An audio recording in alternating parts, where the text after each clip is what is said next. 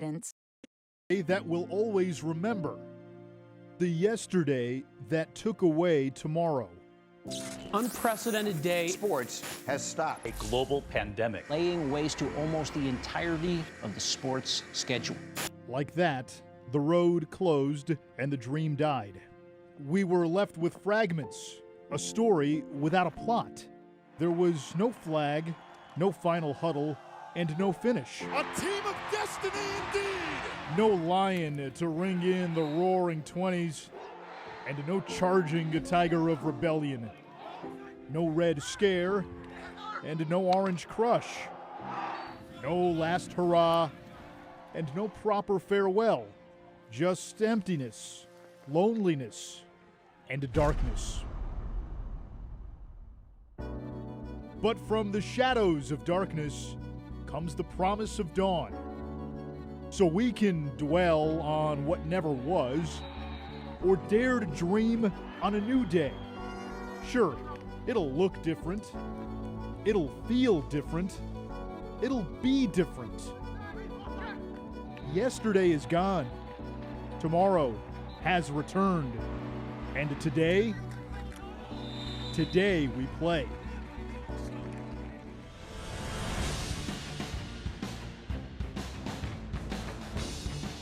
And aren't we excited to be playing today? A top 5 matchup to kick off the weekend. Number 5 Denver, number 1 Duke. With Quint Kesnick and Ish Schroff, we're calling this one remotely, but we're glad we can call Lacrosse and Q medicine game. Those are going to be the 2 big words all season. Lacrosse is the medicine to get outside, to throw the ball around, to run, to score, to hit, to feel emotions. Playing lacrosse today for these athletes offers physical and mental benefits. We're going to see a Duke team that is Voltron on paper, and boy, did they add some big-time talent in the offseason. Michael Sowers, graduate transfer from Princeton, hyper speed. Quickness like I've never seen. IQ, he's a chess master. Passes and vision, uncanny. Fierce, he's a great teammate. And what I love in Ish, it's all improv. It's unscripted and on the fly. You never know what's next. Last year, he put up numbers that I've never seen. 9.4 points per game. He's joined by Brennan O'Neill, freshman, St. Anthony's, Long Island. The most hyped freshman recruit in NCAA history. Why? Well, eye-popping high school and club lacrosse highlights. You mix that with social media, and this 6'2", 230-pound monster is like Zion Williamson walking into Durham. On the flip side for Denver, they went to the transfer portal, got a good one from Yale in Jackson Morrill. Morrill, right side of your screen, a terrific passer. He'll be the quarterback of this Pioneer offense, does a lot of his work from behind the goal. Well, he'll be looking for Ethan Walker, left-handed sniper from Canada, graduate senior as well. He can rip corners as he did, 2 years ago here against Duke. It's the opening face-off, number 5 against number 1. You've got the 2 winningest coaches in Division I on the sideline. New face-off rules, which we'll get into. And we are underway from Koskinen Stadium. Knocked out of bounds by Duke. It will be Denver ball to begin. The Pioneers already one game under their belt, a close scare against Utah last weekend. J.J. Silstrup, the sophomore, with a SportsCenter top 10 goal last week. Leading a Pioneers offense that only scored 1 goal in the first half a week ago against the Utes. Look at Duke pressing out on all their matchups. Duke has depth, and then more depth, and then more depth on top of that. Here is Ted Sullivan, senior out of Tucson. Feeding inside, and it comes to Mike Adler, the goalie for Duke. 3-year starter at St. Joe's. Duke went heavy in the transfer portal, brought in some impact players, not just Michael Sowers.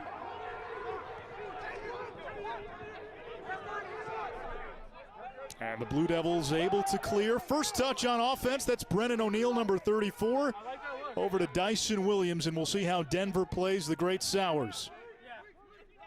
First midfield for Duke, Cam Baddour, Sean Lowry, and Owen Caputo, 13 and white, had a 6-point game against Denver last year.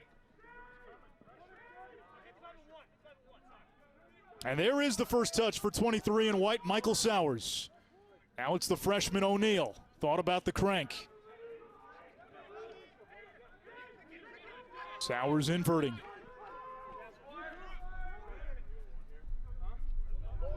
Sowers to O'Neal. He's a lefty.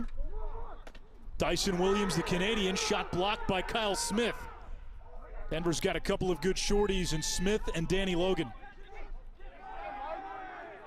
Now Sowers from X, where he is so dangerous, has his man hung up.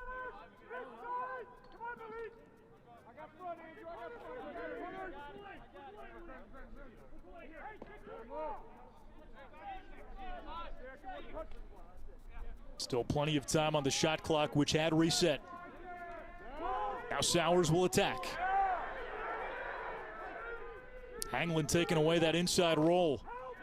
Here comes O'Neal, and Brennan O'Neal, the freshman, Strong Island in the house.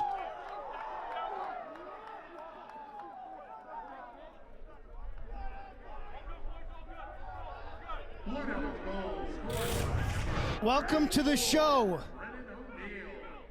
Sowers, eyes up.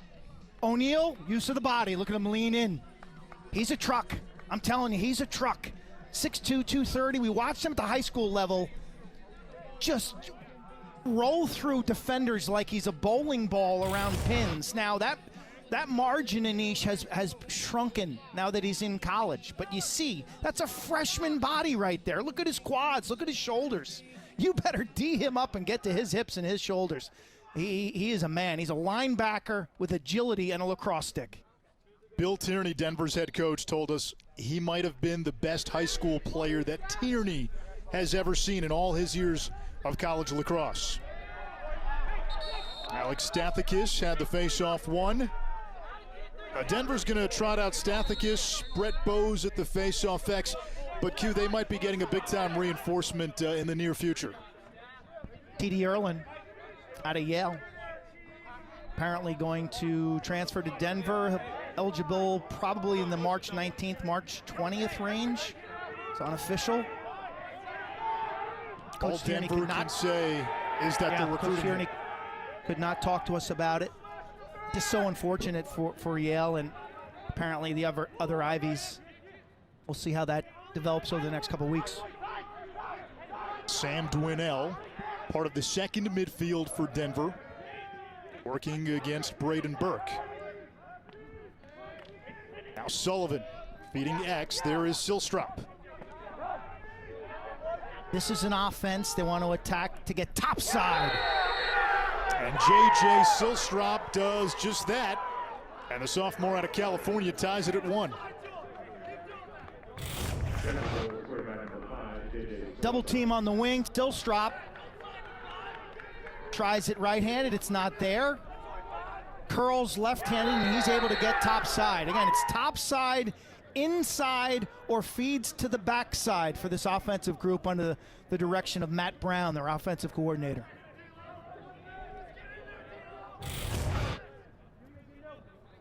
Silstrop a season ago, 10 goals on 20 shots.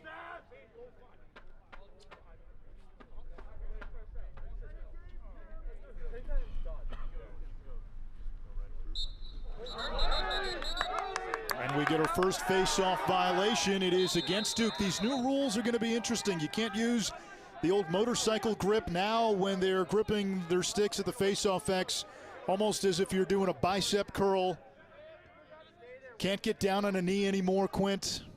It changes the equation.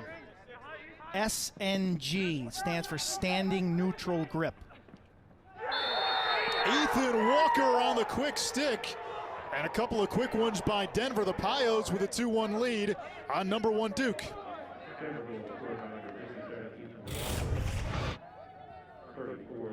From Peterborough, Ontario, look at the left-handed handle in traffic. Played at Culver. He's now a graduate student. I spoke to him earlier this week. You know, he had options to play pro indoor. They've recently canceled their season, but he decides to come back for that 5th year. And he is a proven goal scorer. Terrific shooter from range. He came into this season needing 43 goals to tie Denver's school record held by Wesley Berg. Face-off violation. And that's now 2 on Duke, so Denver controlling the X. And here comes Jack Hanna, 3 for the Pioneers. Senior out of Ohio, was in the midst of a breakout year last year before things shut down. Lucas Kotler, another Yale transfer, part of that championship team a few years ago. Over to his former Eli teammate Jackson Morrill.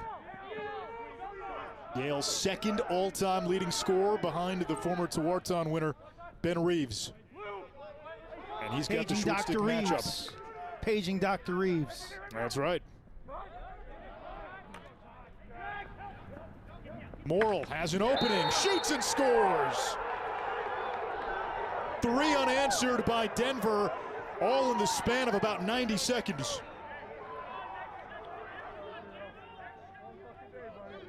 I think you're seeing a team who's coming off a game last week, and that sharpness playing at full speed is apparent here early. What a shot by Morrill. Right-handed, running upfield. I mean, he just torches this corner.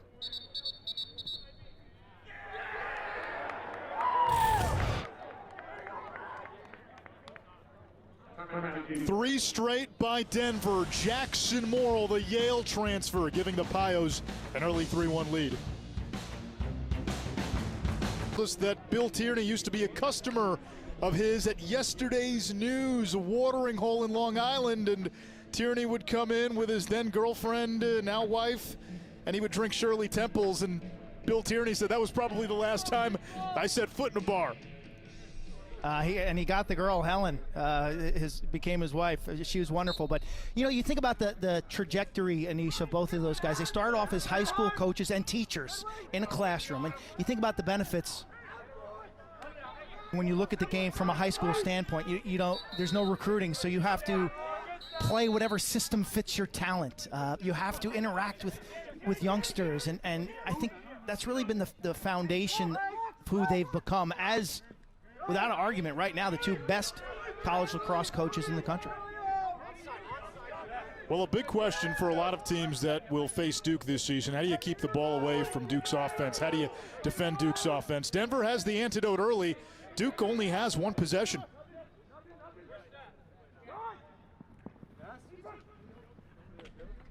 Ethan Walker, former Big East Player of the Year.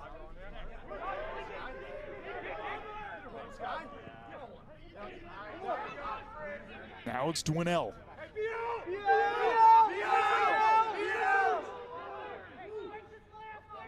Skylar Blair into the game.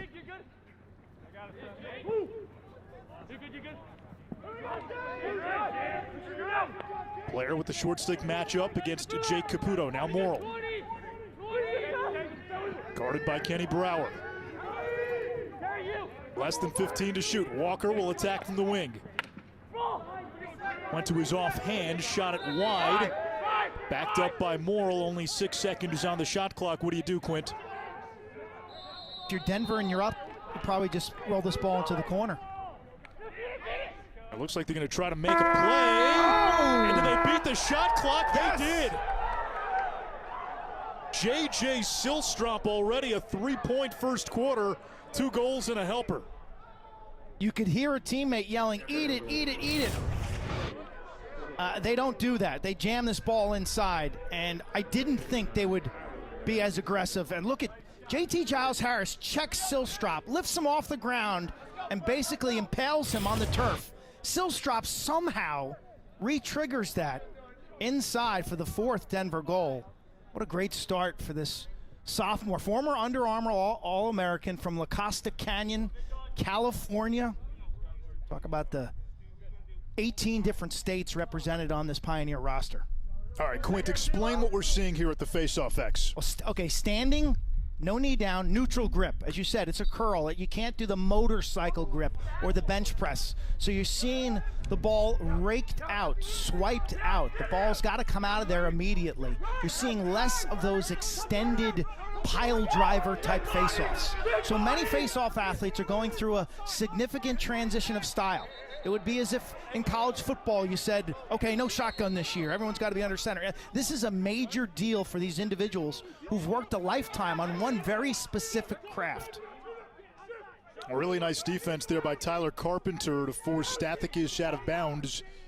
And now Duke will set up the clear. Only one offensive possession for the Blue Devils as we come up on the 8-minute mark. And Duke nearly turned it over. Couple of missing pieces for the Blue Devils. They will not have Joe Robertson, who's back from a torn ACL but unavailable today, along with J.P. Basile and Cameron Moulet. Duke had an excellent They fall. have more than enough depth. Yeah, well, the issue is they have so many bodies. I'm sure practice this time of year is difficult. Like, who are we going with? Who do we give quality reps to in practice? But they had a full fall, which was unusual, and they've had a very smooth preseason so far. But so far in this game, what you're seeing, Anish, one team had a game last week, and they're sharp and ready to go. And the other's a little like, okay, how do we do this? Here comes O'Neal, the freshman, with the lone Duke goal, and now Sowers. The Princeton transfer. The heavy favorite for the Tewaaraton last year. To Nakai Montgomery, and a big early save by Jack Thompson. JT, the sophomore lefty, had 11 stops against Utah last week. He was really good. It's a program last year. It was musical goalies. I mean, every week it was a different guy, Anish. They used 5 goalies last year, 3 starters. Bill Tierney told us it wasn't off the table. They would use multiple goalies this weekend with games against Duke and Carolina.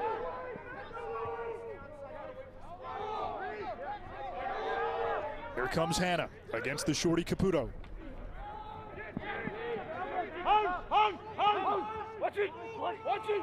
Hear the bench yelling. You can hear everything these days without the crowds. Walker against Terry Lindsay, who jars it loose. Walker to the deck, and we get a whistle. Loose ball push. It'll stay with Denver. They get the full 80 reset on the shot clock.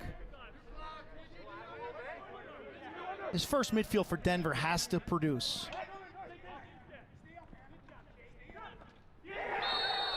Another shot, another goal for the Pioneers. Jackson Morrill, his second, 5 straight for Denver. Jackson's got a pair. He's at X, that's directly the point behind position. Approached by a short stick, it's a great time for him to dodge. More of an exclamation point, a speed dodge to his strong right hand. He's moving upfield, but he's able to kind of turn his shoulders and hips and shoot that ball. It's a bad matchup for Duke. Morrill sees it and he capitalizes on that approach. Jackson Morrill, a descendant of 3 Lacrosse Hall of Famers. In fact, Bill Tierney coached his dad, Mike, when Bill was an assistant at Hopkins. Mike played with you, didn't he? Yeah, 2 years. We spent a lot of time after practice. Mike shooting on me and us discussing things, and he made me a lot better as a goaltender. But Jackson's mom, Mary Page, also played at Dartmouth, so he's got both sides of the pedigree, top and bottom. When you think about what he's going to bring to this team, he's a leader from a culture standpoint. I think when you look at that Yale team, the strength of that culture is why Bill Tierney invited Kotler and Morrill onto his bench. Here's Dwinell. Fires wide. Denver last week had some early struggles today. 5 of 8 with their shots. Morrill gets the pick from Blair, who gets sandwiched. Up top, Walker, lefty laser, flag down. Officials today, Jim Blanker, Andrew Smith, Sonny Ziegler.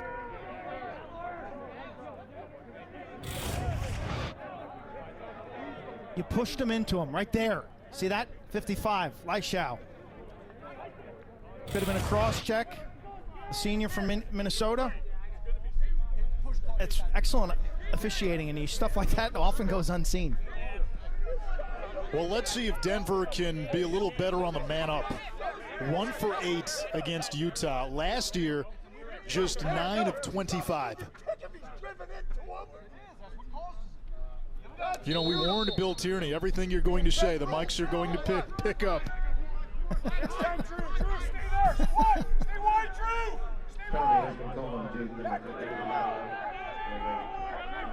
He did say, I'll be wearing a mask, but I said we could still hear you.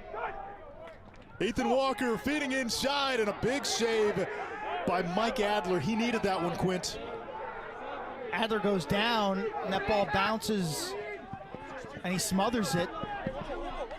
Transfer from St. Joe's, who put up great numbers there, 58%. From St. Thomas Aquinas in Florida. Duke turns it over, so they really haven't been able to give this offense many chances today.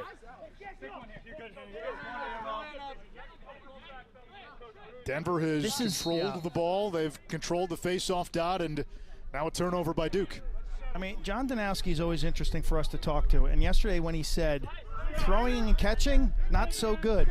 Okay, that led me to believe that they're not where they're going to be. And he's typically a slow, you know, he builds slowly. So this is not completely surprising. When you look at what they have on paper, they have more talent than anybody else in lacrosse. But in this season, given that there are going to be interruptions and nothing is going to be linear, teams that have continuity, teams that have played together, that's going to be an advantage. Duke is still figuring out its chemistry. Do they have the defensive talent to match the boatloads of scorers they have on this roster?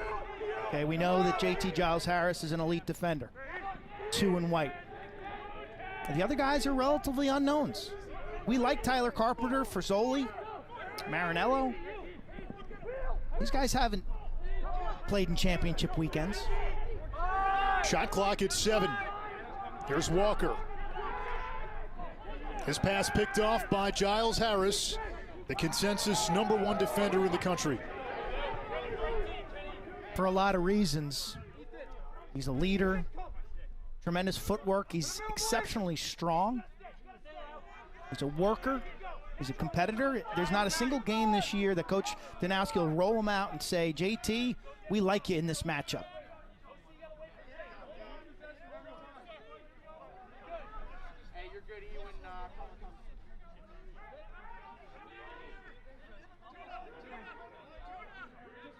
Caputo, Lowry, and Bedour, the midfield for Duke. Owen Caputo. Bounce shot, hits the pipe. Backed up by O'Neal. They're playing Brennan O'Neal on attack today with Joe Robertson out. Yeah, they're running Joey Manown on a midfield line. Caputo, 13 right here. He was their most improved player last year. I thought he was outstanding as a sophomore last season. Had 3 goals, 3 assists in a win against Denver last year. Caputo shoots low, saved by Thompson. And then it's dumped back into the crease by Colin Squires. Back in the lineup for Denver after missing last week's game. Look at Thompson with the bounce. Good balance. Light on his feet.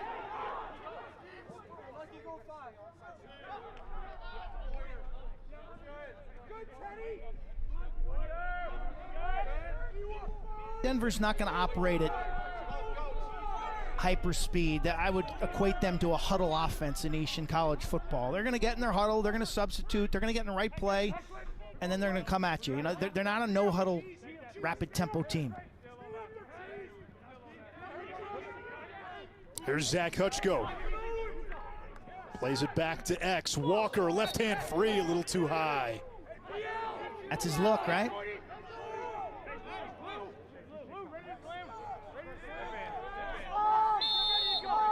First quarter dominated by Denver. Blair working against Tyler Carpenter, and now Sullivan on the invert against Lyshau. Lucas Kotler, the Yale transfer, back to Walker. JT Giles-Harris all over him. Kotler put it on the turf. It comes to Duke. Braden Burke in transition. He's got O'Neal on the wing. One more. Bounce shot. That one doesn't go. Squires comes away with it.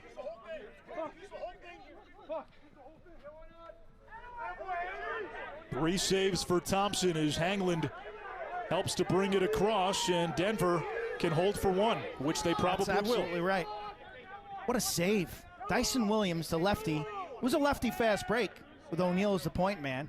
Denver reacted well, but he tried to jam that ball near pipe, and Thompson just sealed it up. What a great first quarter.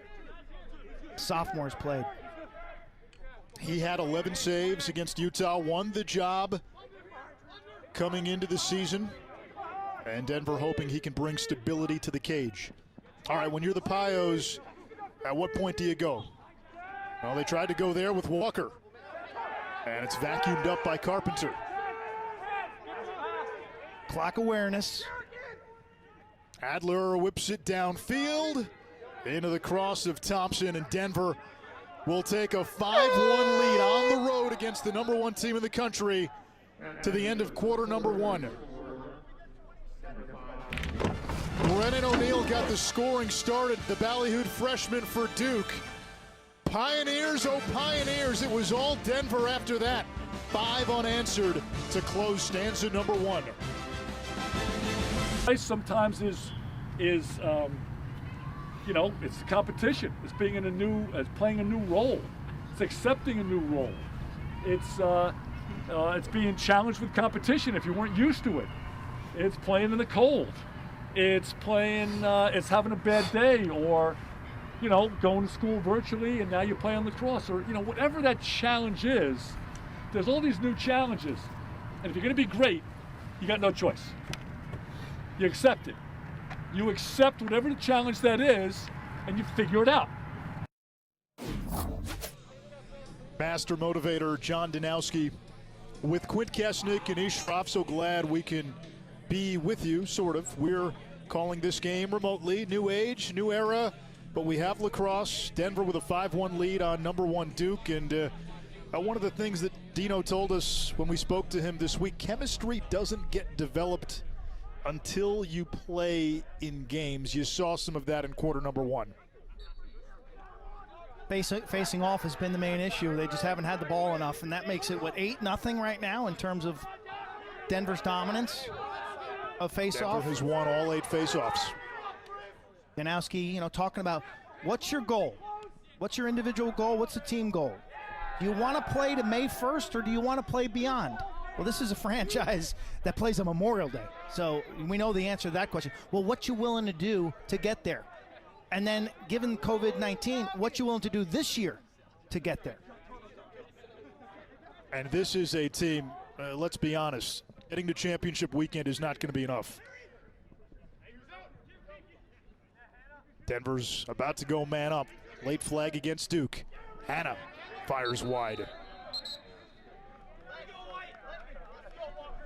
The face-off dilemma continues for Duke. Yeah, this Duke team, it's championship or bust with the talent they have. 1 minute man up for Denver.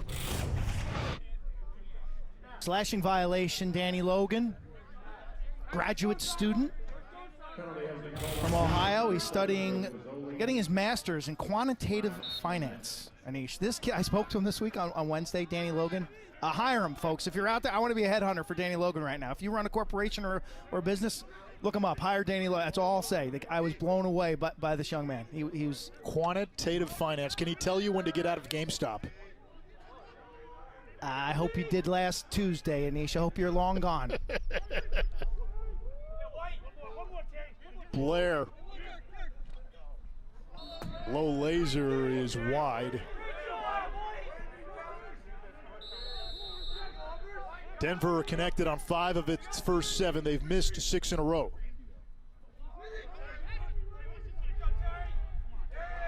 Kotler was calling for it on the skip, couldn't get it to him cleanly. 33, Carpenter. Nice player on the far side, the lefty. Up top, it's Erickson. Drew Erickson, who had a goal against Utah, the junior out of Danville, California. Now you hear the reaction on the bench. High heat, plant your feet, grip it and rip it. Boom. Turn and rake from 15 plus, sidearm. Got a piece. Adler got a piece. Look at him, look at his stick like it let him down. There's Erickson. coming off the bench and playing the extra man. There's a reason that guy's positioned top center, because he's got heat and looks like Duke is making a goalie change. Tough start. So much attention placed on the addition of Mike Adler. Duke had some average at best goalie play the last few years. Adler, a 3-year starter, a captain at St. Joe's, top 10 in save percentage 2 years in a row. But they go back to Turner Upgren, who started a lot of games and a lot of big games for John Danowski. Seems like Turner Upgren's been in Durham for as long as we've been going down there. Dan O'Connell, the Holy Cross transfer, wins the first face-off of the game for Duke. We all anticipated O'Connell being their starting fogo. Back-to-back years at Holy Cross, 66%. We were surprised that Coach Dino told us he was their third or fourth guy. Still trying to figure out the new rules. You get the sense, though, and you always have, John Danowski is okay with slow-playing pocket aces. If the first part of the season doesn't go how the people, the prognosticators expect it to, he's fine with that as long as it ends in late May. Now Sowers against Squires. Yeah. He's been a little passive in the early going. Riley Walsh. Back to Sowers. This offense is so different than what Michael Sowers ran at Princeton. I mean, he was the show. They're attacking from top down. You got the best player in the game standing behind the net. The green light was always on for Sowers at Princeton. Now he's playing within a pretty well-defined scheme. They haven't changed a thing for him, and it's going to take some adapting in his game. There comes Sowers, shot clock at 6. Sowers probing to Nakai Montgomery, and that is wide. Denver will get it. To your point, Q, you said Duke hasn't changed a thing. Should they have? I think if you've got a talent like Michael Sowers, you should be attacking from behind the goal forward. You've got to surround him by guys who want to play off ball. I mean, he made stars out of guys like Connor McCarthy and Phil Robertson. And the Blue Devils finally end the Denver run. It's a Michael Sowers sighting. I've never seen a goal like this. I have never seen a goal like this. Whoops. Dyson Williams picks it off, but watch this. He tries to kick it, and then he kicks it. I have never seen a goal like this.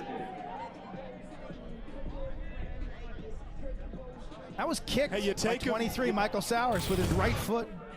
What's the old baseball analogy? It's a line drive in the box score. That's a rally breaker, though, if you're Denver. What an ugly goal. So that's his first goal as a Blue Devil. Michael Sowers didn't even use his cross. Closest to the ball when it went in the net. He gets credit for the goal.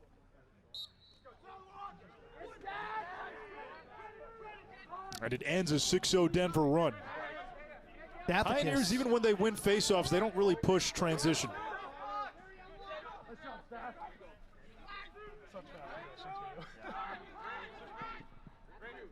Hannah's been quiet today. JT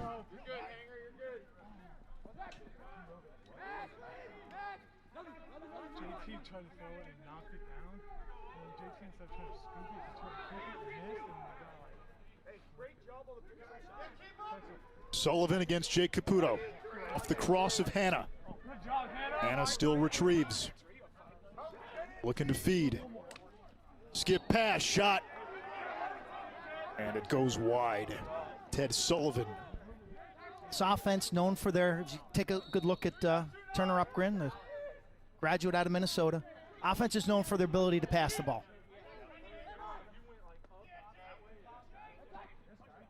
They don't have a stable of great dodgers. Nice move by Lucas Cutler. A little hesitation to get free, and Denver answers right back. Lefty rip, Yale transfer, Syosset, Long Island. He's over a 30% shooter. Again, the plant and go on that long approach. You see the defender, the lefty 43, so coming out at him. It's a great time to dodge. He hockey stops, shimmies to his left, sets his feet, and rips a really well-designed shot against the lefty Upgren. A good look at Lucas Kotler and why he was one of the named transfers in a year that featured just massive amounts of player relocation. When we asked Bill Tierney how the transfers would fit in, specifically Morrill and Kotler from Yale, he said when you play for Andy Shea, it guarantees you that you're a strong culture guy. And those guys bought into the Denver culture. High lacrosse, high Q, high character guys off the field, and Bill Tierney had a lot of respect for Andy Shea and what he's done with that program. And you got to feel for Yale. Everybody essentially opting out of the season to try to preserve an extra year of eligibility. The Ivy League has failed their student athletes by their silence, not giving anybody any direction if there's going to be a season. And, you know, you feel for Yale and other programs that might have to follow a similar path. Low shot and a save by Upgren.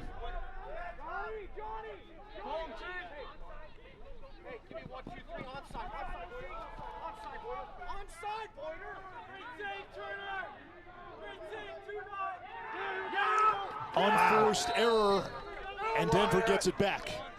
That is the definition of February, as Coach Danowski said, winter lacrosse.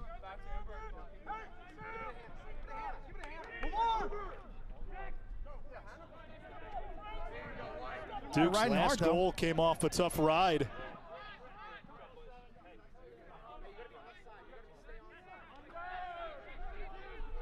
One 6-on-6 goal for Duke.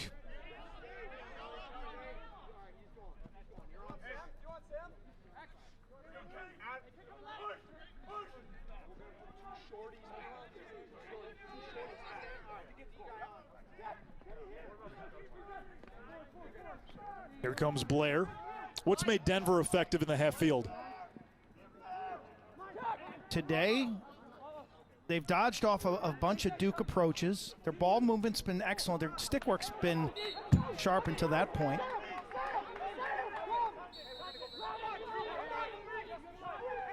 I don't think it's anything, turnovers like that don't go over well, let me tell you. Are there any turnovers that go over well?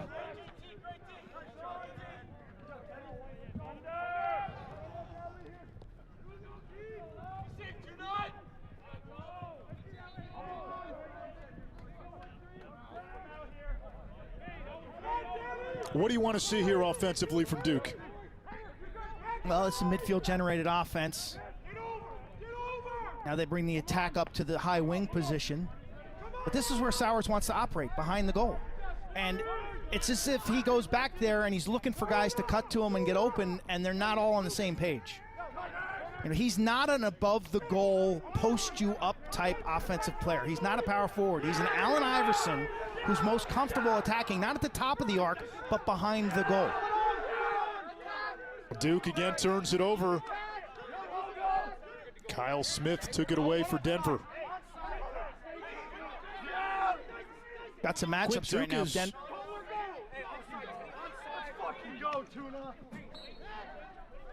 I was going to say, Duke's having trouble just getting shots out of their possessions. They've got a history of, again, starting slow, losing a game in the first 2 weekends of the season that you never thought they'd lose. Last year we covered their Air Force loss on opening day, right? They struggled to beat Richmond last year, one of their last games of the season. Walker, left hand, misses wide. I thought toward the end of the season, Duke was playing well, though, last year before things stopped. They were. I was still not convinced that they had a championship weekend defense. I think they've improved in the short stick defensive midfield category this year. Walker over to Hanna. Playing 5-on-5 is Denver. You see the bottom of your screen. Hiding a guy. Off the whistle, it's going to go back to Duke. Let's see if they get something in transition. Here's Lowry. O'Neal plays it back to Dyson Williams, the Canadian. And now O'Neal, who had the first Duke goal. As Quint said in the open, maybe the biggest freshman recruit in the history of college lacrosse. A lot of hype. Considered a generational talent out of high school. Feeding Dyson Williams. The freshman to the sophomore, O'Neal to Williams at 7-3. Dyson Williams, lefty from O'Neal. He's not a one-trick pony. He can feed. Eyes are up. Money in the bank, Dyson Williams.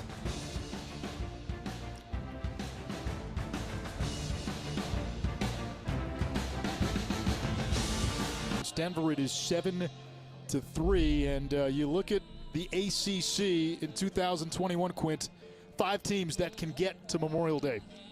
Stacked and loaded. Duke's struggling right now, but they've got certainly the offensive firepower with Michael Sowers and Brendan O'Neal. Cuse, I love the midfield. I mean, Curry, Dordovic, Jamie Trimboli, that's as good as it gets. Chris Gray put up monster numbers last year, and he made that Carolina team. They were undefeated when the season ended last year.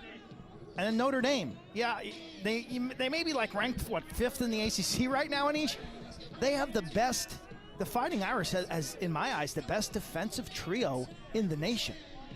And I think they're even improved on offense, but it's going to be tough in the ACC.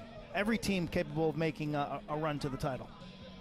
And Notre Dame really had a strong goalie last year in freshman Liam Entenmann, and you bring in Kyle Gallagher at the faceoff X. You're going to see North Carolina against Denver on Sunday. We will see Towson and Virginia tomorrow. That's going to be a lot of fun. Virginia very much has the core of that championship team intact. Charlie Bertrand, 2-time Division II Player of the Year at Merrimack. What a weekend.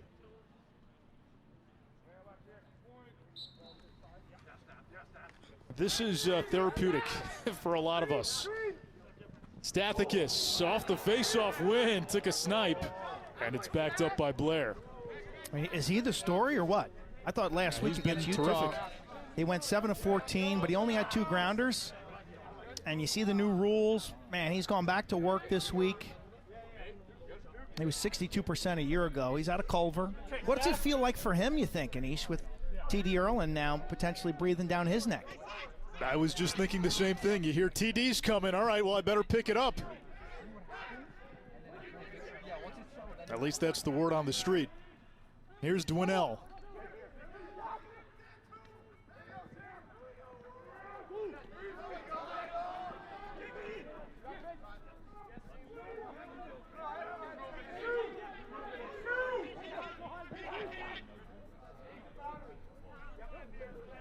Crisp passing. Plenty of time to shoot. Of the 10-yard variety.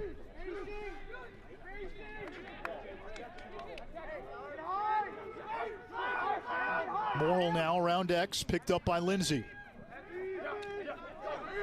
Off the slide, Dwinell thought about it instead. Tough pass to the center. It's turned away by Upgren, who's provided a nice lift in relief of Adler. New shot clock. Took it off the grill. Good body and foot movement by Upgren. But that's a key ground ball by Ethan Walker. Let me tell you, I mean, to get the fresh 80, that's right in the tempo that Denver wants to play. Touch go back to Sullivan.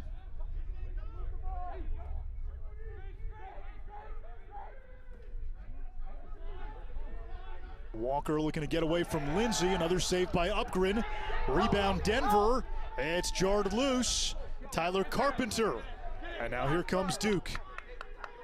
Got a trailer. Got a trailer. Sowers directing traffic. Sowers shoots. Kick save by Thompson. Malik Sparrow could not hang on. Finally picked up by Dwinell. 4 saves for Thompson. Here's Smith. Those grounders are so critical as you see Walker now surveying the field.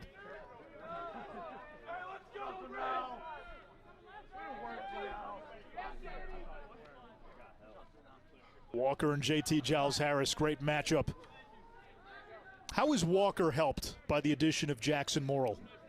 Well, he's got a natural feeder from behind the goal. A guy who can sit back there and throw him skip passes and seam passes. You know, I talked to Ethan this week, and he talked about just trying to develop that relationship, the chemistry, the unspoken, just seeing a guy's body language.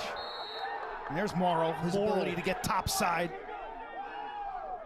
Guess who got him the ball? His old Yale teammate Lucas Kotler, and for Jackson Morrill, a hat trick in his second game for Denver and a flag down. Watch the tape of the Utah game, and much like what we're seeing from Michael Sowers today, Jackson Morrill just didn't look like he quite was on the same page with this Denver offense. A week later, look at the emotion. He's big, he's strong, he can do a little bit of everything. That's what I love about his game. You can't label him. He turns the corner left-handed, and he's got more than 200 career points. He's won a national championship. He's got a ring, and he's going to add a lot of quality, leadership, experience. Frizzoli to the box, so Denver will face off man up.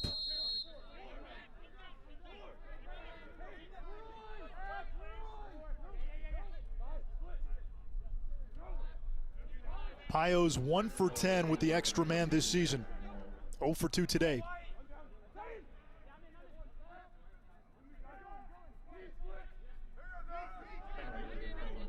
Kotler swings it over to Hanna. Those two play catch. Now Morrill. One cradle and a pass. Ball's getting a little stagnant in some sticks. Erickson had a goal from 15 earlier. Hanna's been the one who's been quiet today. Nearly knocked away by JT. 15 seconds on the man up. Morrill. Out to Hanna. So far. Good D. 5 seconds on the man up. Walker steps into one. Save Upgren. Big ground ball near the sideline. Out of bounds. It belongs to Duke. Great defense. And it's the way Duke was able to stay in their 5-man. Basically, it's a house. They're in their structure, and they protect the middle of the field. No skip passes, no through passes. They keep the ball on the perimeter, and Upgren does his job. That was a great example. If you're a young player or coach of a high school level or below, clip that highlight when you want to show man-down defense. The sticks are up, everyone's in the right spots. You're seeing the third midfield, 91 Griffin Catlett. Joey Manown, 84 career goals, third midfielder. Number 12, Kevin Quigley, almost 50 career goals, third midfielder. Sowers has his man hung up. Sowers gets it back. This is where he's dangerous. Sowers finding Catlett.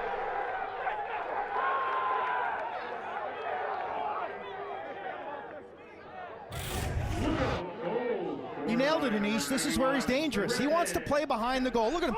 He's not comfortable coming up past the goal line extended and getting beaten up. But, man, his vision, his passing skills, he throws the most catchable ball. He sees things develop before they happen. And now you're seeing the guys in white playing with some great emotion. Sowers is starting to feel a little more comfortable, it appears, in the last couple possessions. They get a big stop from their man-down unit. And a guy who we haven't called Catlett's name very often scores, which is always great for morale. Michael Sowers, the Princetonian that was promised, all-time leading scorer at Princeton. He set Princeton's single-season scoring record as a freshman, broke it as a sophomore, broke it again as a junior, would have broken it last year when he was on a historic pace before last year was interrupted. 9.4 points per that's per game. Per game. There's 2 great highlight reels online. I recommend them. It's got every point from the 2020 season, okay? And then it's got his 2019 highlights. And if you're a young attack player, please do yourself a service, Google them and watch them. I did this week multiple times. The quickness, the change of direction, the IQ. I mean, he makes passes that it's like, what is he seeing that I can't see? His vision is uncanny. ambidextrous. I can't tell if he's a righty. I can't tell if he's a lefty. And the footwork that reminds all of us, I mean, both you and Paul have alluded to the Mikey Powell-like footwork, that hockey stop, the suddenness, the separation quickness that we really haven't seen. I mean, he's a very different player than a Pat Spencer from Loyola.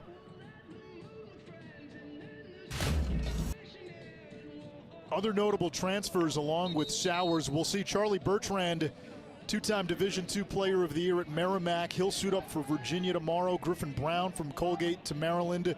You've seen Kotler and O'Connell in this game. Thornton really solidifies that Notre Dame defense paired with Cohen and Keelty. Connor McCarthy played with Sowers at Princeton, as did Philip Robertson, who's now with Duke. So the transfer portal, it was, you know, you saw certain guys leave. I remember Nicky Galasso when he transferred from UNC to Syracuse, and then the big one, T.D. Erlin a few years ago, Albany to Yale, Chase Scanlon and Chris Gray last year. Now the portal has become, you know, a place where you can really plug some holes and make it like free agency, and it's become in lacrosse what it is in college football and college basketball. And because the 2020 season was cut short, that trend will continue for the next 3 years. Guys will graduate and still have an extra year of athletic eligibility. And so if you're a student athlete, man, you're in a great spot. You get your degree from someplace, you can go somewhere else, whether it be a really fun school or whether it be a targeted master's program you're interested in. I mean, I'm jealous of guys like Connor McCarthy, who has a Princeton degree. Now he's playing lacrosse at North Carolina. I mean, are you kidding me? Those are like two dreams right there, combined into one. You get to see McCarthy on Sunday.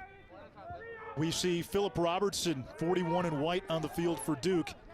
That was Michael Sowers' old line mate at Princeton, and he is the brother of Duke's Joe Robertson. It's interesting because when Philip Robertson was at Princeton, he said, hey, Sowers was like a brother. Well, now he's got like a brother, and he's got the actual brother on the same team. Joe Robertson not playing today, though, unavailable. He is healthy from that torn ACL he suffered before last year. About a 15-second differential between game clock and a shot clock. Catlett, who had just scored his first career goal. Now Sowers from goal line extended. Back to X. That's his sweet spot. He's the maestro. 5 seconds. Sowers inside roll. Falls down in the crease. Squires up ahead. Popped into the air. Picked up by Denver. Final seconds. And the first half comes to an end. Are you surprised, Quint? I'm a bit surprised. Obviously Duke played a much better second quarter, and Denver has taken gigantic strides from their one-goal win a week ago against Utah and head coach Brian Holman. So again, it's a tale of two teams, one benefiting from a week one game. A 6-0 run by Denver gave them a cushion. Duke pulled its goalie, got back into the game. Pioneers, though, with a 4-goal lead heading into the locker room.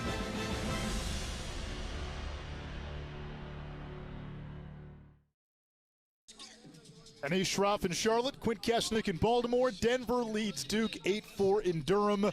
The Blue Devils scored first, and then a Pioneers avalanche. Pios got off the plane ready to go today. As we look at some of the numbers, look at the differential. It's almost a 2-to-1 differential in shots. I think a lot of it's being set up, Anish, from the face-off department. Alex Stathakis, 11 wins. He's got 8 ground balls himself. I mean, the wing play, they're not even a factor right now. And so that possession disparity has led to really good shots and ball control, and a good start from a Denver team that really benefited from that win over Utah. After Brennan O'Neill, the Ballyhooed freshman, got Duke on the board. 6 straight goals by Denver. Jackson Morrill looks so much more comfortable in his second game as a Pioneer. Action Jackson turning the corner, both right-handed and left-handed. Demanding double teams, they don't show up, and then you see the emotion. Brennan O'Neill, strong debut first half. The rookie out of St. Anthony's, the Ballyhooed #1 recruit in the country. And then Sowers gets his first point as a Duke Blue Devil, or his first goal, right-footed volley to.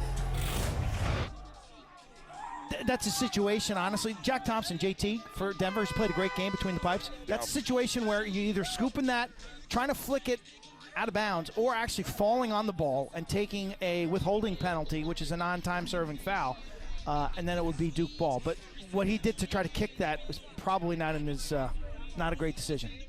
What is the one biggest halftime adjustment for both teams? Well, for Duke, it's face-offs. You've got to tie Stathakis up long enough to get your wings involved, to get your athletes involved. And then Denver defensively, they got to continue to figure out how they're dealing with Sowers when he goes behind the cage. You know, Denver's a team, Anish, that lets the guy go back there, and they intentionally hang themselves up in front of the goal. And that strategy has worked thus far. Stathakis now 12 of 14. Duke used 4 different face-off men in the first half. Jordan Ginder took that one. He's now 0 for 4.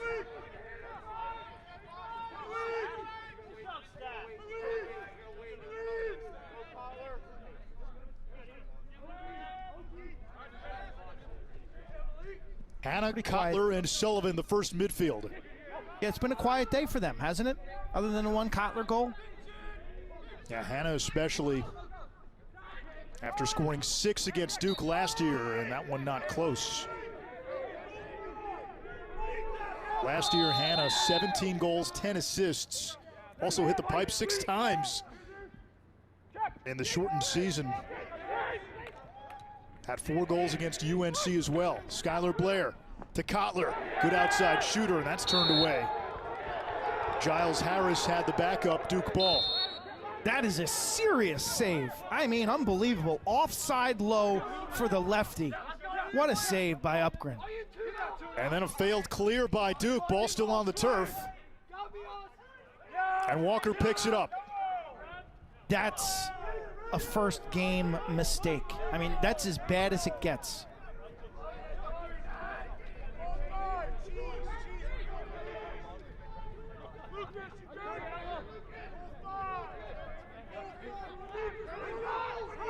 The Pioneers last week beat Utah 9-8. And Utah played a club goalie. Here's Sullivan, good look. Good look, that's an understatement, Anish. He had all day. That's game 1, understatements before the overstatements.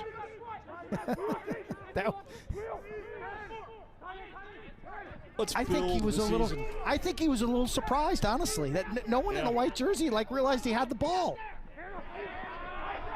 There's Hannah, who Tierney calls a man-child. Walker, missed Hannah. He was open. Another extended possession by Denver, taking its time. Walker against Carpenter.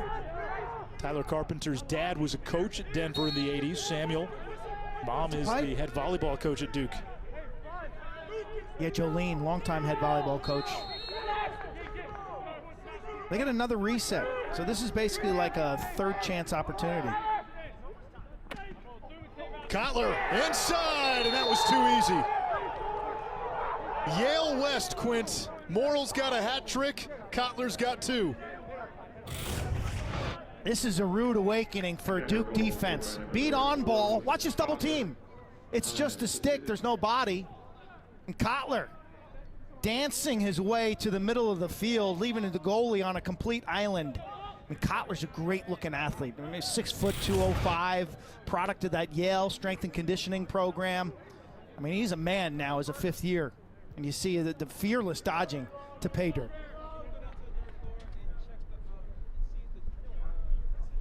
Both of these coaches had a lot of players wanting to transfer into their programs. Duke took 5, Denver took 4.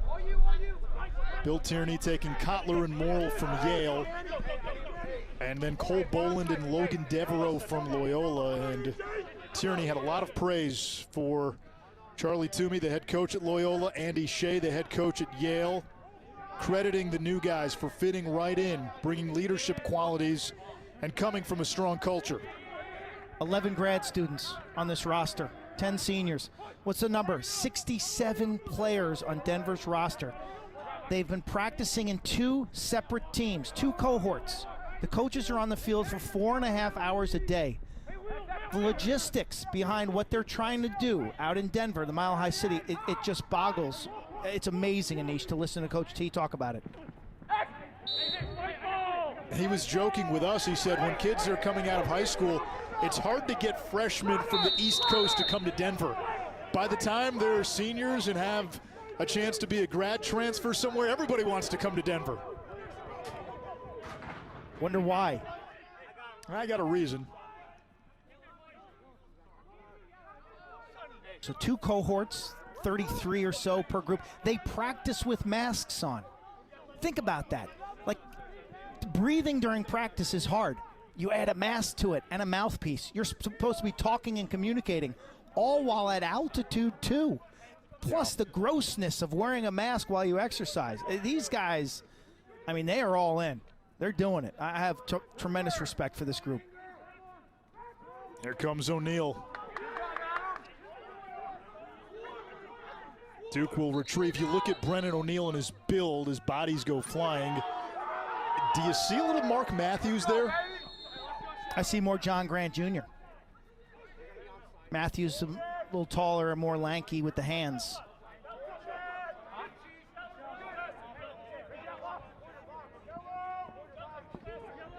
Here's Skylar Blair. He's had a nice game after not playing last week, and he stepped in the crease. Announcer's jinx. Yeah. Hasn't missed a free throw in 3 games. Clank.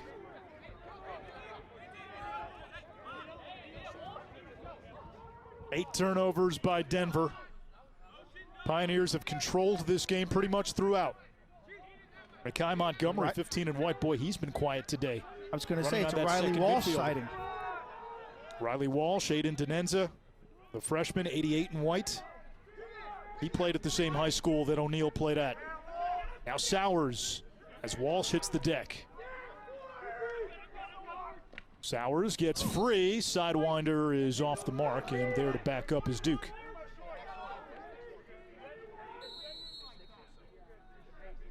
A goal and an assist for Sowers, a goal and an assist for O'Neal. The 2 headliners for Duke have done the damage. Nobody else, though. And we get a flag. Montgomery trying to dodge the pole right-handed.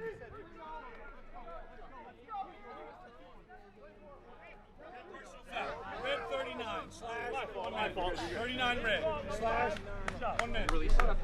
Colin Squires guilty, the veteran leader on this defense.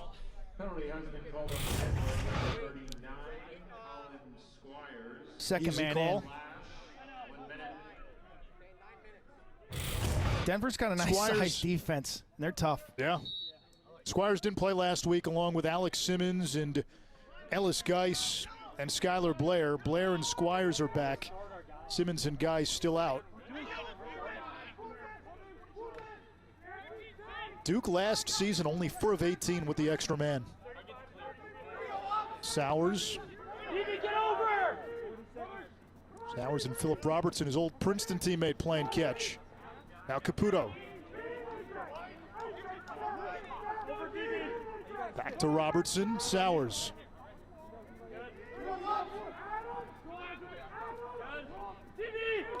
Badur, Caputo. 20 seconds left on the extra man. Sowers probing, O'Neal on the wing. Sowers to O'Neal. That's what Duke fans have been waiting for.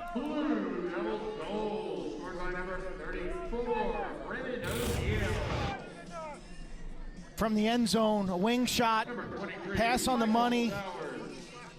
Brennan O'Neal's able to shuffle into that. Watch him turn his hips, plant, rotate through. That's a good-looking shot from about 10 or 12. Sowers and O'Neal have had a hand in all 5 Blue Devil goals. O'Neal, got a good look at him. Verbal to Penn State back when he was in 8th grade. First time I saw him play, Anish, was 2015. What was that? 6 years ago. in the World Series of Youth Lacrosse, playing for Team 91 Crush. I think he was 6'2", 230 back then. I mean, he destroyed the Pee Wee level, Jake Steinfeld's event out in the big stadium. Here's Sowers. Spallina. Big face-off win by Ginder. Duke can cut it to 3. Sowers finds O'Neal again! Little bow and arrow Duke has selling. found a 1-2 punch. 9-6.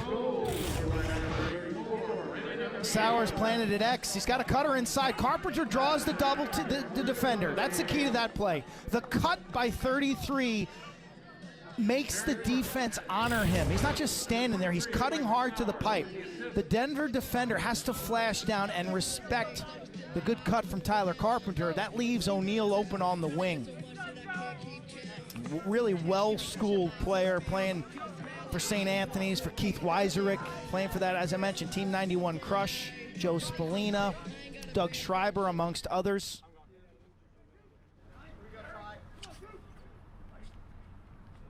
Q, Bill Tierney's big concern was if Michael Sowers would start racking up the assists. He's now assisted on 3 straight goals for Duke.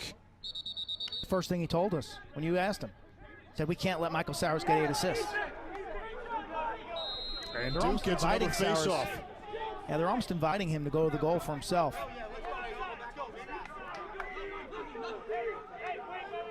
You feel momentum has shifted here. You go back to Sowers at X because when Duke has done that, good things have happened. Absolutely.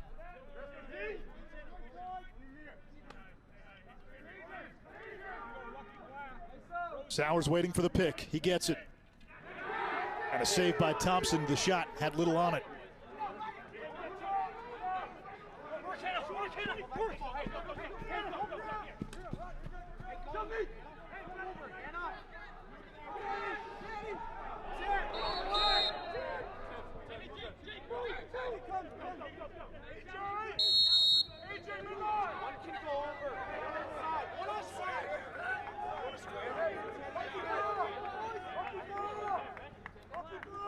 You know, without fans, Anish, I think the people at home can really hear the amount of communication that goes on in a Division One lacrosse game.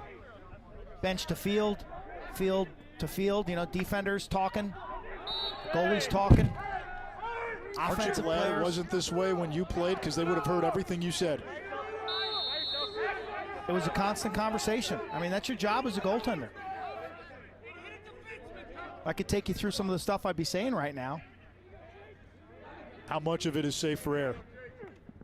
Oh, it's all safe. Saved by Upgren.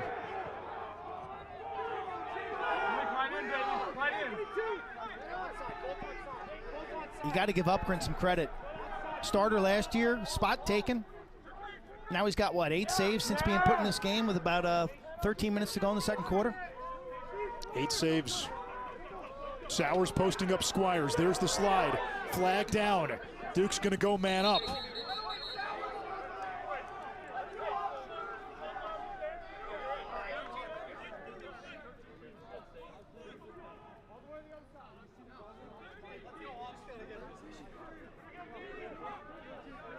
Momentum, you're right, has swung. So when Athena has her next birthday party, you can hang up a piñata and take shots at it like that.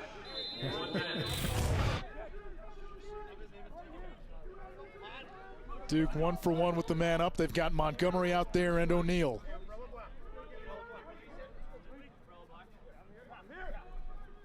Sowers over to Lowry.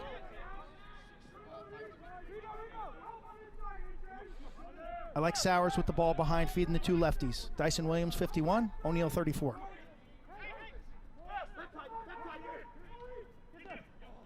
Lowry.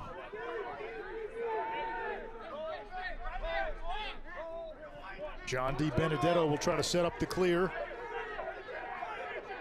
20 seconds left down this Duke extra man. Ball trickles out. And it's going to be Duke ball. That was O'Neal. What a play. Still 15 seconds on this extra man. Scaglione up ahead. Let's see if Duke's got a shot here. O'Neal over to Sowers. 3 seconds. Lowry had an angle. Turned away, back to full strength. Lowry, face dodge, and score! 3 unanswered by Duke. It's a 2-goal game. Game on.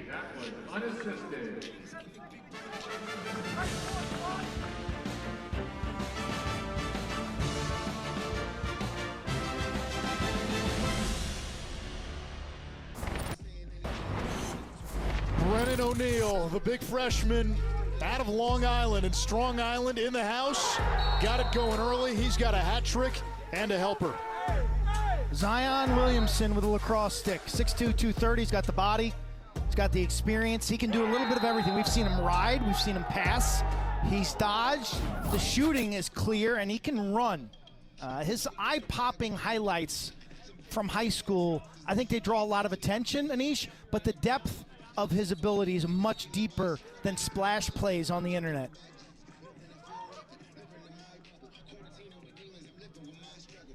You look at what those two have done. We highlighted them in the open.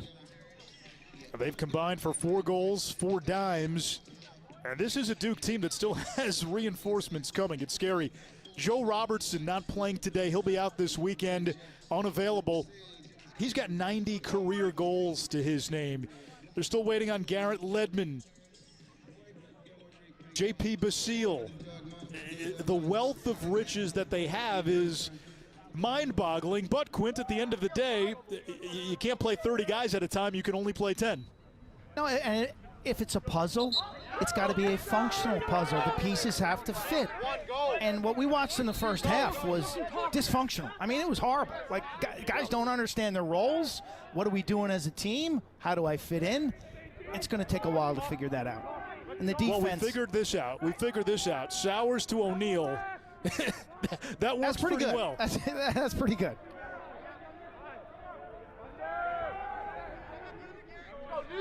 If you're putting that puzzle together, right, you start with the corner piece, you start with the anchor of it. You found that. Didn't have to look too hard either. Here comes Sullivan.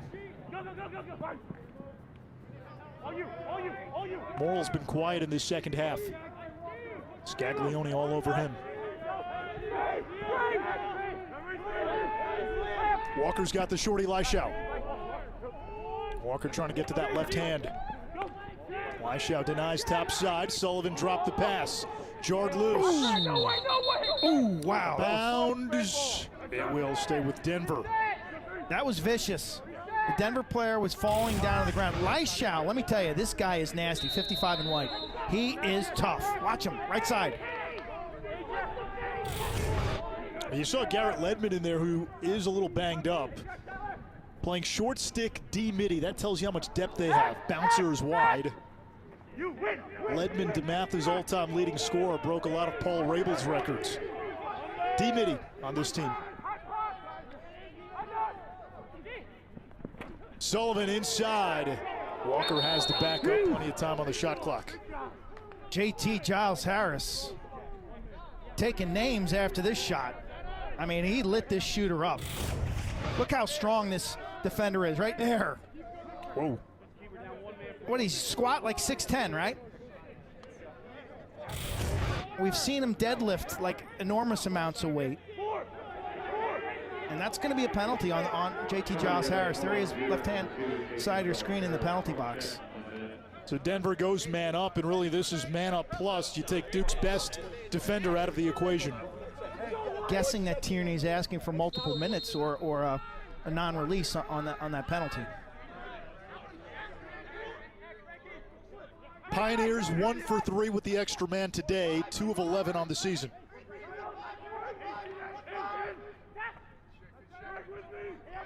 Hanna to Erickson, who's got a goal.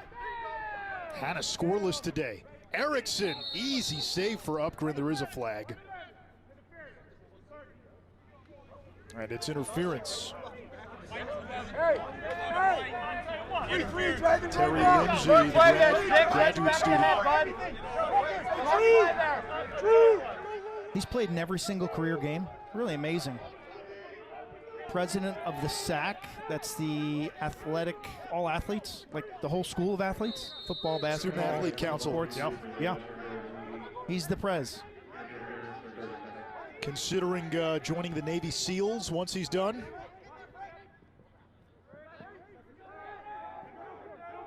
Six on four. And Upgren is there again. He has been a stone wall in the cage since supplanting Adler. Not today, baby. Not only does he make this stop, catches it clean and like looks back at the shooter like, come on, man, you got to do a little better than that. Upgren, no pressure. You come off the bench from a guy who struggled early, like there's no pressure on you as a goalie. It's actually an easy spot. He's got 10 stops. 10 stops. If you're John Danowski, do you start him again Sunday against Robert Morris? Yeah, if he continues to play at this level. And we'll find out. That game on the ACC Network as well, 4 p.m. Little Super Bowl appetizer. Got Denver, North Carolina on ESPNU earlier in the day. Caputo, bouncer, and he beats Thompson. Duke is within one.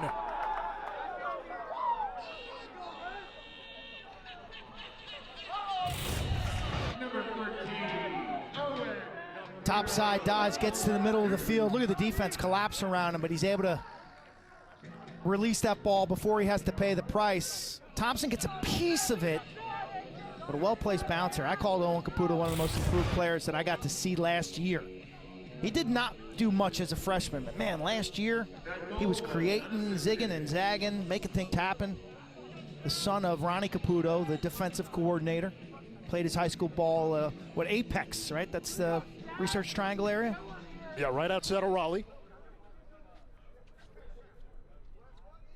3 goals, 3 assists, and Duke's win against Denver a year ago.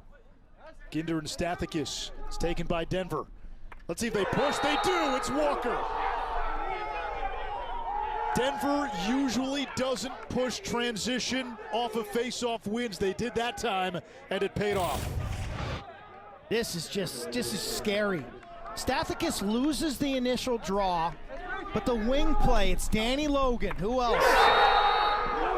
Feet set from mid-range. Boom, turn and rake.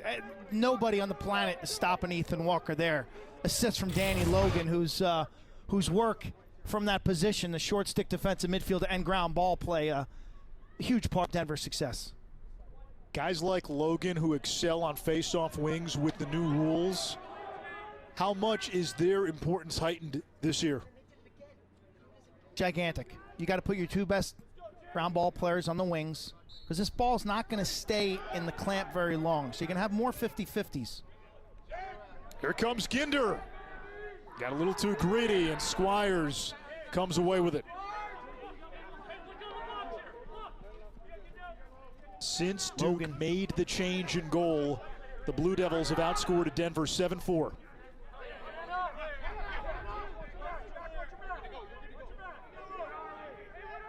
Got bald man not on campus tonight.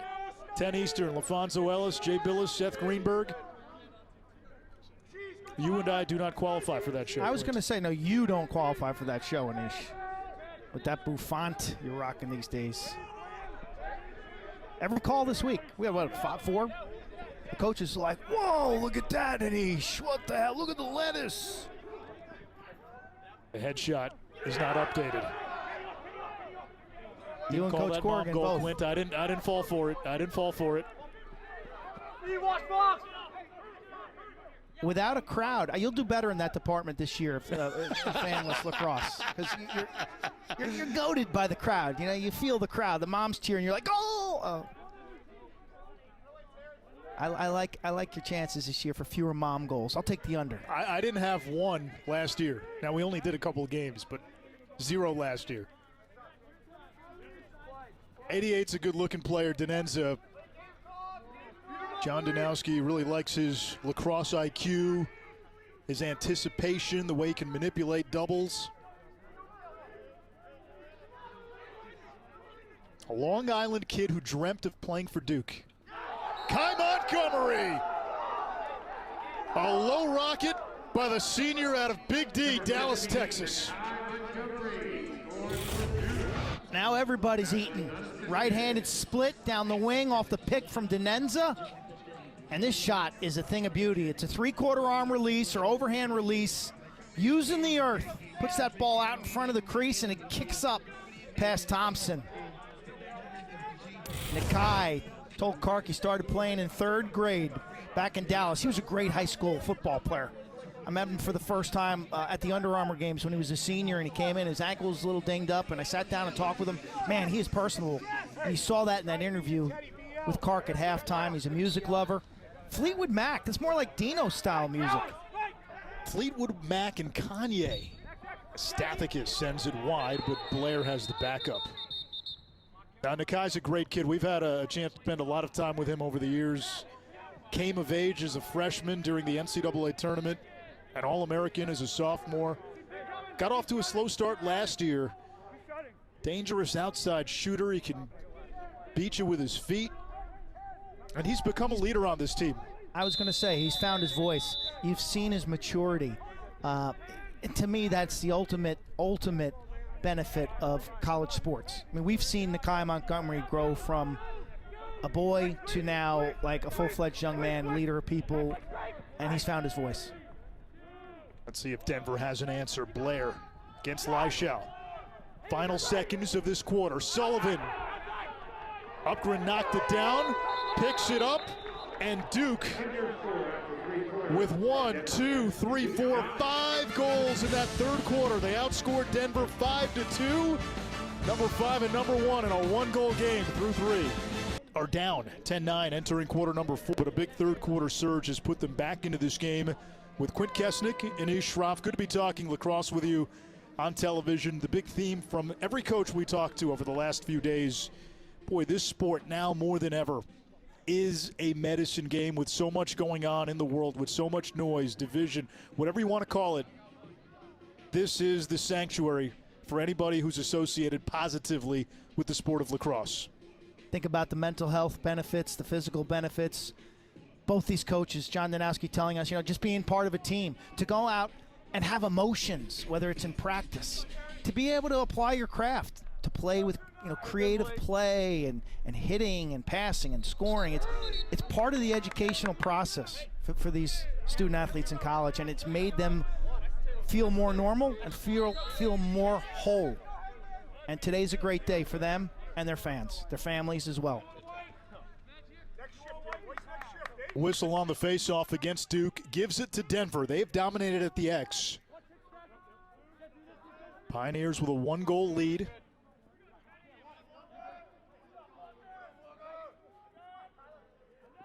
Denver has led by as many as 5. Feels like a game that a few years ago at Koskinen between these two. Denver got off to a big lead, and then Duke chipped away, ended up winning the game on a Joey Manown goal late. This series has typically been close, high-scoring games. Duke's won the last 3 in the series, but usually low teens.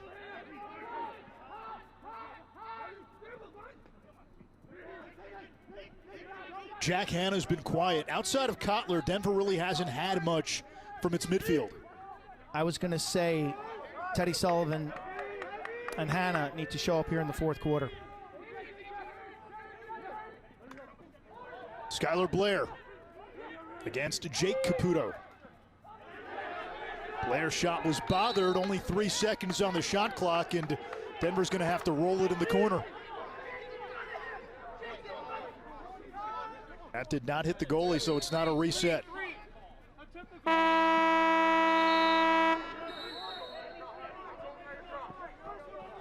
Denver plus 19 on shots, 41-22. Plus 18 on ground balls, 27-9.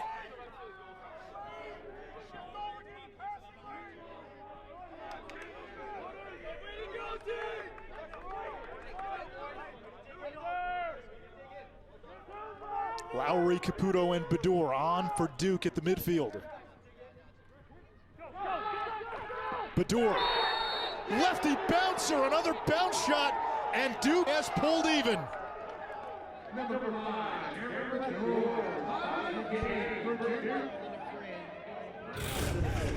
This is a great assist.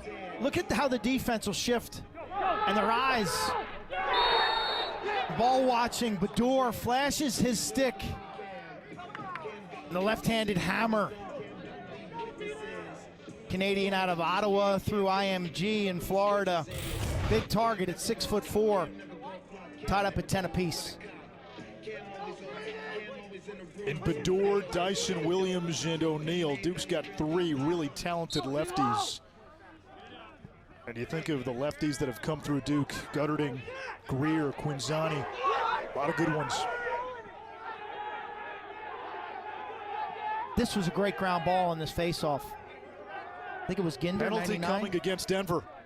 And he got lit up as he scooped this and threw it, and that's what the flag is. I mean, this, I don't know if we're gonna have a replay of it, but he got lifted.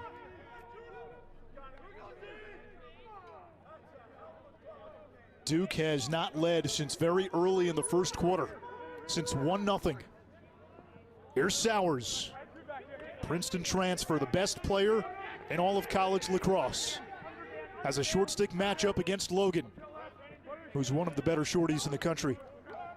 Sowers dancing around the crease. Sowers shoots low, hits the side.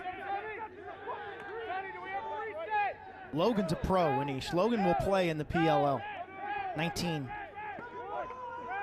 Sowers will be the against first Squires. Sowers will be the #1 draft choice.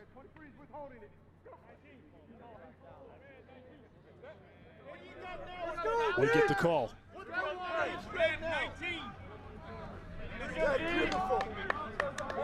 The hit off the face-off. It's on Logan. Watch this grounder. Eyes up. Pays the price.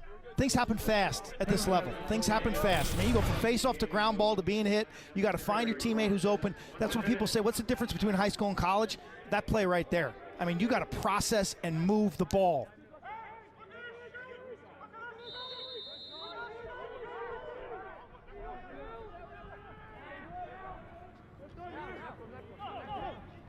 Brennan O'Neal, a hat trick in his collegiate debut. Sowers, a goal and 3 assists in his Duke debut. The Blue Devils have had 8 different goal scorers.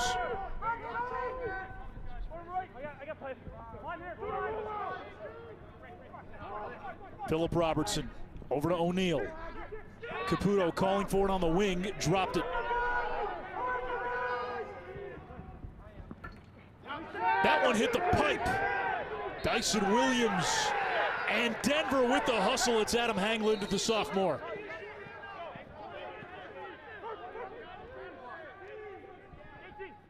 Closest to the ball where it goes out of bounds on a shot gets possession.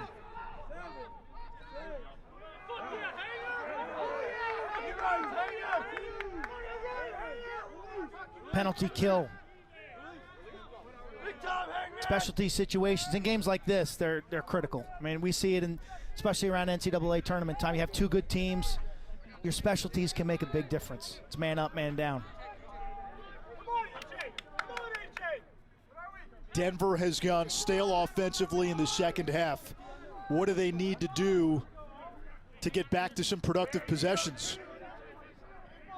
Some of these middies are going to have to beat their man and draw a double team and get the defense going. It seems like Duke has become pretty comfortable in a lot of these matchups. There's a double.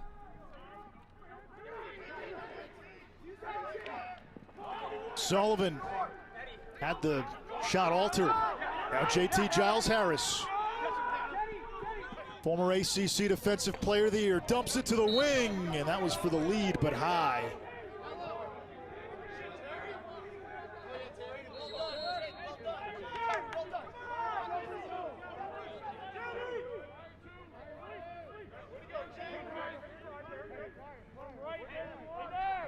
They got JT Giles Harris out there, so essentially 5-on-5.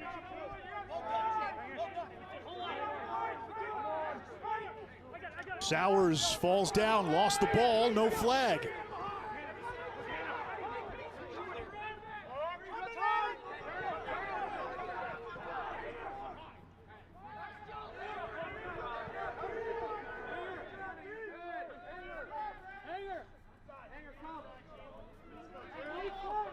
Duke on a 6-1 run.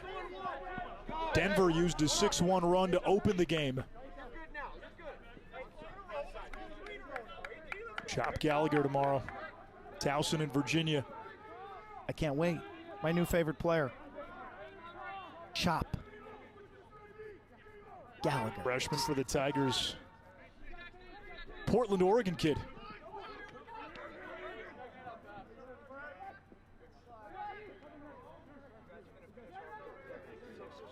Walker against JT Giles Harris. Now picked up on the switch. Morrill for the backup. Walker's got such a beautiful release.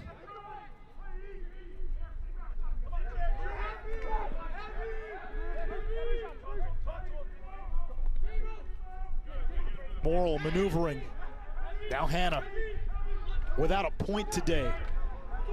At 7 against Duke last year. That shot hits the side of the net. Denver unable to win its one-on-one matchups right now. That was excellent defense against Morrill, who pushed to the goal hard. Sowers accelerating around X.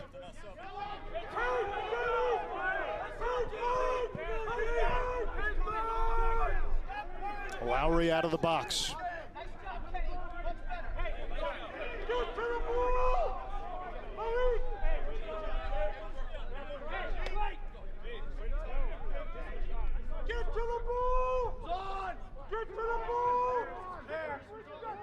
Caputo against Sparrow.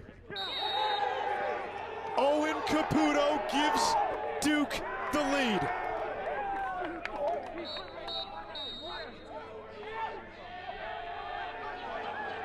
Thought he was their best player a year ago. Coach Tierney said, that guy 13, he's come a long way. A little split right to left from the wing.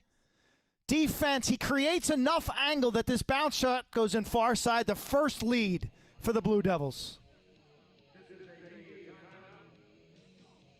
Turner Upgren relieved Mike Adler in goal for Duke. He has stopped 11 of 15. And you want to point to when this Duke comeback started? It started with the goalie change. Graduate student out of Minnesota. 5'8". Got a lot of starts. I mean, he started, what, 18 games, I think, coming into this season? 25. Lefty. 25, okay. Well, it was 18 prior to last season. His brother was a goalie for Richmond. Coming off the bench, you got nothing to lose.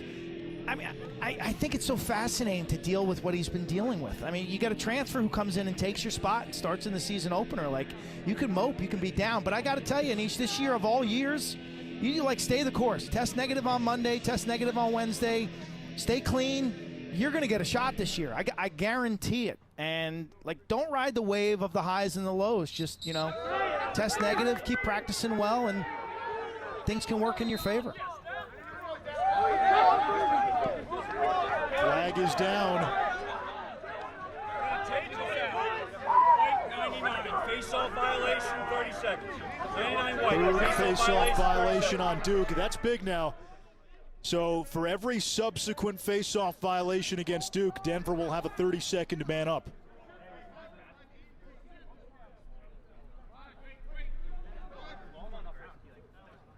Stathakis was the story of the first half. Really total domination. It was 11-2. Denver face-off advantage first half. Second half, I think they're up 7-4 in draws.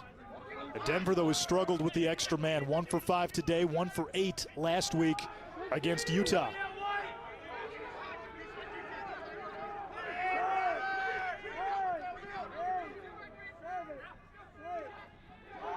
Hannah's pass intended for Walker. It's a turnover. Excellent in the second sticks in the half, passing the wheels lane. have come off. Excellent sticks in the passing lane. I think Duke got a piece of that, and then Walker tried to make the difficult deflected catch. No flag. Kyle Smith has it now. We get a whistle. Who's got here? Who's got here? A loose ball push.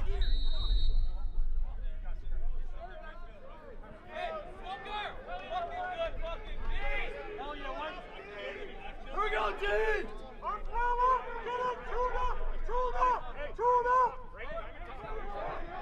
Brennan O'Neill now. Popped loose into the air. Great defense by Logan.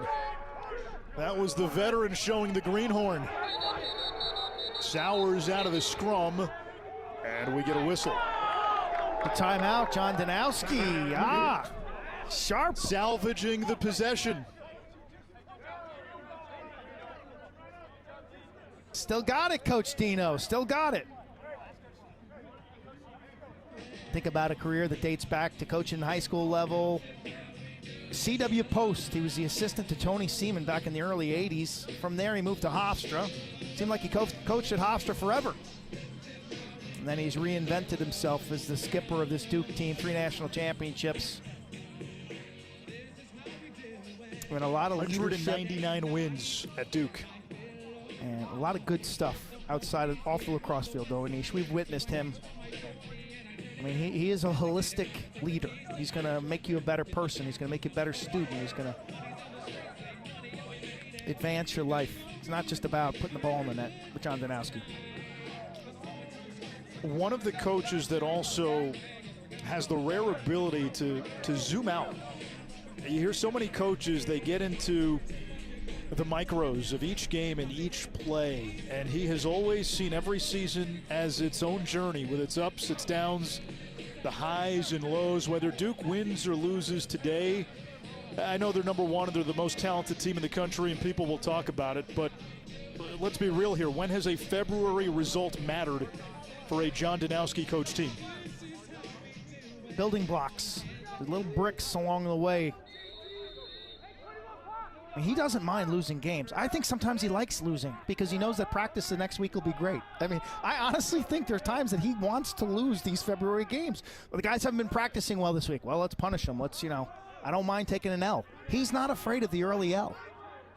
He knows that he gets response.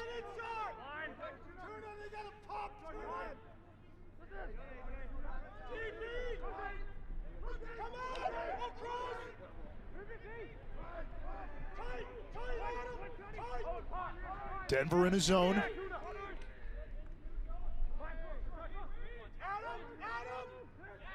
Caputo, too high. Sowers glancing at the shot clock. 10 seconds. Sowers dusting Squires. He falls down. And he stepped into the crease. Grass. A heck of a move. Is that new? Is that new for Sowers? Grass? Is there any grass in the Ivy League? They played on the, what was it, the AstroTurf? It wasn't the AstroTurf. Cornell? No. Yale? No. Princeton? No. Penn? No. Harvard? No.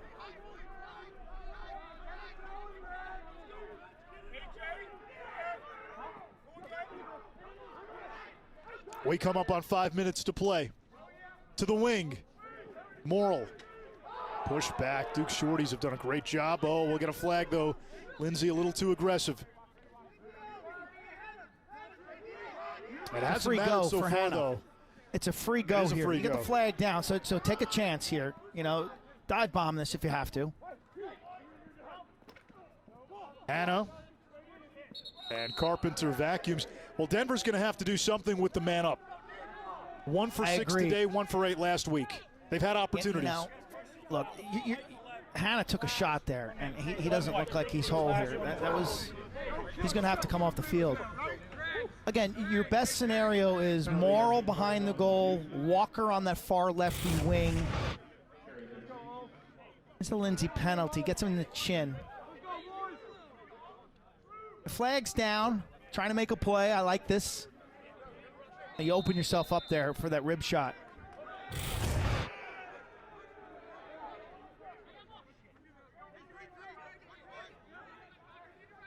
So again, the 6-on-5 for Denver. Walker backpedals, plays it to Morrill.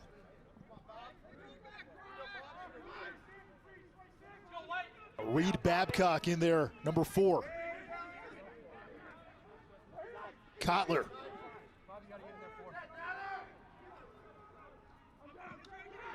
Need a skip. Skip It or hasn't pass. been there. Find the lane.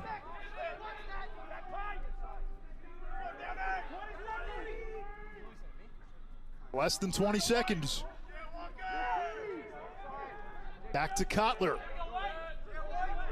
Now Walker with 10 seconds on the man up. On the doorstep, Babcock could not convert. Scaglione lost it on the clear. Erickson came away with it. Ambushed. Scaglione, redemption. Here's O'Neal. Batted down by Hagelin, loose on the crease, and Thompson covers. Wild sequence. Denver back the other way. And they slam on the brakes. That was awesome. I love that. That's what we were waiting for. That play right there. That was awesome. It was so imperfect, it was awesome. The chaotic beauty of lacrosse. It's been good to have lacrosse back, and we've got a great finish. Duke and Denver, a 1-goal game.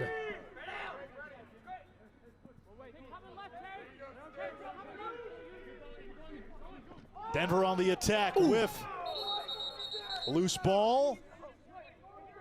Interference. Shot clock resets. It'll stay with Denver. Now Duke's defense has not yielded an inch in the second half. Denver shooting 2 for 21 since halftime. Upgren's been a big reason, so have the guys in front of him.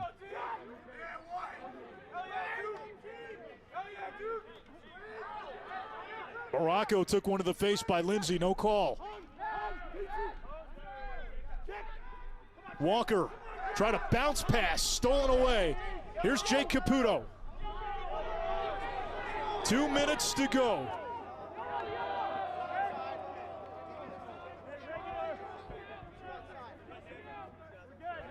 See how Denver plays this now.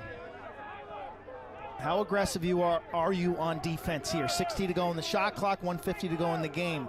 You don't have to be super aggressive. Play this normal. You're not chasing anything yet. Here comes Walsh. 1 timeout for Duke. Denver has 2. If you're Duke, how aggressive do you want to be here? You'd love to get a reset. You get a reset, you practically win the game.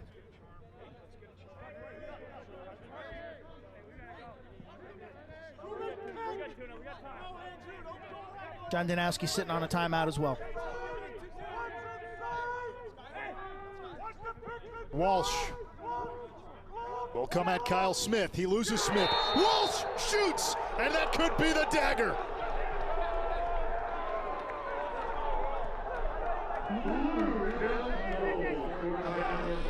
You talk about depth. Riley Walsh played a ton when he was a freshman. Almost the forgotten man today. Who's got the ball in the penultimate possession of the game? It's Walsh. Making a play from the wing. He's always had absurd amounts of confidence. I mean, this kid, he's the guy, Anish, that we had lunch with, Kark and I, when he was a freshman. He took us around. We're looking at him like, this kid's acting like he's 22. He's a second semester. And you see that confidence on a play like that. 40 career goals coming into this season. He's a 5th year. Denver wins the faceoff. Huge. Stathakis lost it. Brennan O'Neal's done a nice job a couple of times on the ride today. Now Hannah. Pio's down 2. They've got both timeouts. Ooh. Trail check. Duke's got it. Carpenter. Now you want to find Sowers. Save Thompson. Garrett Ledman. They just had to run out the clock. Exactly. Leishau has it. Final 20 seconds. Sowers will play keep away. Catch me if you can. And a timeout by Duke. Quint, Duke's first 6 goals, Sowers or O'Neal were involved in all 6 of them. The rest of the team standing around like wallflowers. Then the wallflowers decided to hit the dance floor. Lowry made it 9-7. Caputo made it 9-8. Nikai Montgomery got Duke to within 1 at 10-9, but Dorr tied it. Caputo scored again to give Duke the lead, and then Walsh for the 2-goal advantage. It was Sowers and O'Neal early, and then we saw Duke's incredible depth rise to the surface late in the third quarter and here in the fourth quarter. 9 different goal scorers. That depth also applies to the face-off position, where in the second half it has been better. They've used different personnel there. And that depth applies between the pipes with Turner Upgren, their backup goalie, who came on in the second quarter, who's played a terrific ball game. So, you know, this is the positives for Duke are defensive adjustments at halftime, superb. Depth of scoring in the second half, as you said, superb. There's a lot to like in the final 30 minutes. And as you look at Bill Tierney, whose Pios will play North Carolina on Sunday, it's the last 30 minutes have got to be really frustrating because they played so well in the first half. Denver's last goal came late in the third quarter with 2:14 to go. Only 2 goals in the second half. And for Bill Tierney, we were talking with him, how do you game plan Duke and Carolina? And he said after the Utah game, he didn't like the way his team played. He said, we're worried about Duke, and then we'll go from there. So we'll see what kind of team comes out Sunday in Chapel Hill. But that is quite the gauntlet. A couple of championship weekend caliber teams. Duke certainly preseason #1, well-deserved. As this game is worn on, the pieces fitting better and better. Look at Sowers, great speed, agility, change of direction. You better have your ankle tape on.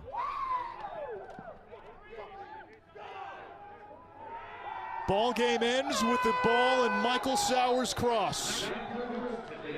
A goal and 3 assists in his Duke debut. A hat trick for the much hyped Brennan O'Neal, as advertised in his freshman debut. And the unsung hero, Turner Upgren from the bullpen, Quint. He was the hero in goal. At the end of the day, we got to play lacrosse. This was fun, my friend. It was fun to have a college lacrosse game on TV again. We had #5 and #1 on the preseason #1 with a furious comeback, knocking off Denver. Duke takes it 12-10. Q and I will see you tomorrow when it's Towson and still defending champion, Virginia.